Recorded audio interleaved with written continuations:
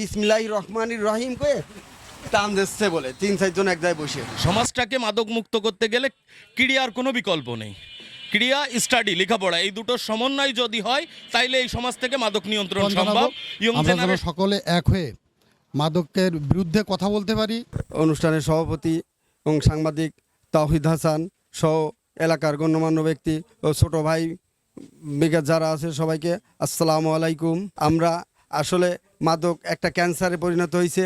আমরা কিন্তু এখন ক্যান্সারের ভিতরে আছি, এমন একটা পজিশনে আমরা আছি। আমি আমার ছেলের কথাই বলি, আমার ছেলে বলতেছে কি গেছে ওই পাশে খেলা করতে গেরের পাড়ে, সে যায় দেয় কি কথা বিসমিল্লাহির রহমানির রহিম কয়ে টান দিচ্ছে বলে ৩-৪ জন এক জায়গায় বসে। এই কথা আমার সকালবেলাই বলতেছে। তাহলে যদি এই অবস্থা আমার ছেলে দেখে তাহলে ওর তো আসলে মন করবে যে এটা তো ভালো জিনিস। হ্যাঁ, বিসমিল্লাহ বুঝলে যখন টান দিচ্ছে খুব মজা পাচ্ছে, ঠিক আছে, লম্বা টান দিচ্ছে, তা এটা তো আসলে মজার জিনিস। তাইলে এইগুলো আসলে যে আমার ছেলের ভিতর যাবে না এর কোনো ইয়ে তো অবশ্যই যাবে। এটা তো আমিও ছোটো হলে আমিও যেতাম, ঠিক আছে। এখন এমন একটা পজিশনে আছি আমরা যে এমন একটা সময় আসবে আমার মনে হয় যদি আমরা এই নিয়ে প্রতিহত না করি তো ওই কোলের বাচ্চা মার দুধ খাওয়ার আগে কবে কি আমি একটা না দিলে আমি দুধ খাবো না, এইরকম একটা ক্যান্সারে পরিণত হয়ে আসতেছে আমাদের এলাকায়।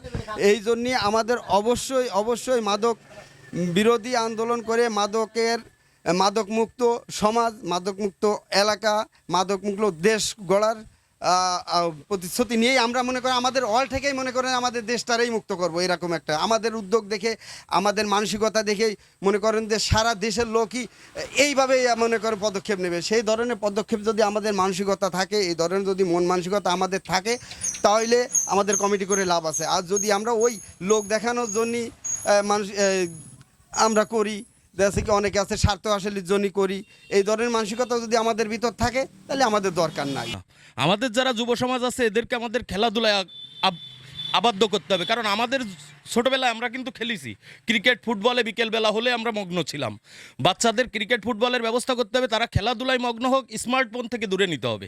স্মার্টফোন যদি ওদের কাছ থেকে কেড়ে নেওয়া যায় তাহলে ওরা মাদক থেকে দূরে চলে যাবে। যখন ওরা খেলাধুলার মধ্যে মগ্ন থাকবে, খেলাধুলা করবে, বাসায় এসে 2 ঘন্টা পড়বে, এরপরে ক্লান্ত হয়ে যাবে, এমনি ঘুমায় যাবে। সমাজটাকে মাদক মুক্ত করতে গেলে ক্রিয়ার কোনো বিকল্প নেই। ক্রিয়া, স্টাডি, লেখাপড়া এই দুটোর সমন্বয় যদি হয় তাইলে এই সমাজ থেকে মাদক নিয়ন্ত্রণ সম্ভব। ইয়ং জেনারেশন পরবর্তীতে এটা পাবে না। হয়তো আজকে আপনি বলতে পারেন যে আমার সন্তান বড় হয়ে গেছে, আমার কোনো পেশার নেই। আর আপনার সন্তান বড় হয়েছে, আপনার সন্তানের সন্তান তো ছোট, সে তো সামনে এই সমাজ থেকেই শিখবে। তো আমাদের সমাজ থেকে এখন যত দিন যাচ্ছে তত সম্মানবোধ কমে যাচ্ছে। সামনে এমন হবে আরও অনেক কিছু দেখতে হবে আমাদের। তো এই যেন দিনগুলো না দেখা লাগে তার জন্য সবাইকে সংঘবদ্ধ হয়ে এই মাদক বিরোধী কার্যক্রম আন্তরিকতার সাথে বাই হার্ট অ্যান্ড সোল, হৃদয় দিয়ে চেষ্টা করতে হবে। যে আজকের মাদককে নিয়ে যে কাজ শুরু করছে এবং অদূর ভবিষ্যতে আমি চাবো যে মাদক এলাকা থেকে যেন একেবারেই নির্মূল করা যায়। দেশ যেহেতু বর্তমান যে সরকার, এই সরকার চাচ্ছে যে দেশেরতে মাদক মুক্ত হোক, আমরাও চাই সবাই যে মাদক মুক্ত হোক। তাই আমাদের সকলকে আমি আহ্বান জানাবো আমরা যেন সকলে এক হয়ে মাদকের বিরুদ্ধে কথা বলতে পারি, মাদককে না বলতে পারি, সুন্দর সমাজ গড়তে পারি। সকলকে ধন্যবাদ। আপনি কি শিশু ও কিডনি রোগের বিশেষজ্ঞ ডাক্তার খুঁজছেন? তাহলে আর দেরি না করে আজই যোগাযোগ করুন ইউনিক ডায়াগনস্টিক অ্যান্ড কনসালটেশন সেন্টারে। এখানে নিয়মিত রোগী দেখছেন ডাক্তার মোহাম্মদ আওরঙ্গজেব, গাজী প্লাজা, সরকারি হাসপাতাল রোড, নওপাড়া, অভয়নগর, যশোর।